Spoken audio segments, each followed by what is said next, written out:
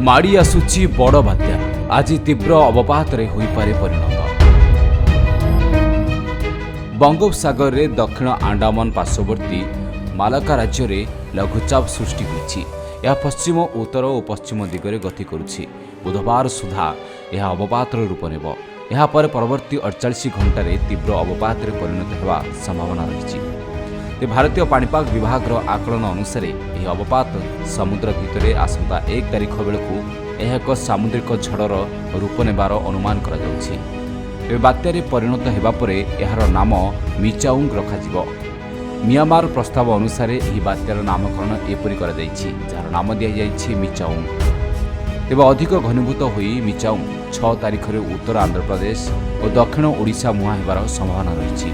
तेबे यही सबु मॉडल को तर्जमा करी भारतीय पाणीपाग विभाग आसंता 1 तारिख बेलू दक्षिण पूर्व बंगोपसागर रे बात्या मिक्जाउंग सृष्टि हेबो बोली आकलन करिछि।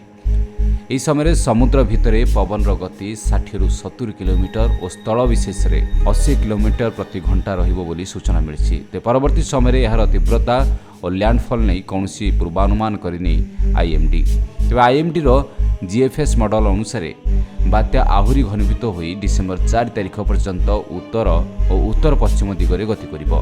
ते परवर्ती समय एही सिस्टम उत्तर और उत्तर पूर्व दिग को मुहाइबार संभावना रही। एबे डिसेंबर 5 तारिख बेलू मिक्जाउंग उत्तर आंध्र प्रदेश और दक्षिण ओडिशा उपकूल मध्य यह स्थलभाग अतिक्रम करिबो बोली जीएफएस मॉडल आकलन करछि। जहाकु नै लोकमानक भितरे अनेक आशंका मध्य बढ़ी जाइछि। तेबे सेपटे संभाव्य बात्या को नहीं 7 जिला सतर्कता जारी करिसेंति स्वतंत्र रिलीफ कमिशनर। ते मत्स्यजीवी को सतर्क कराइछंती एसआरसी।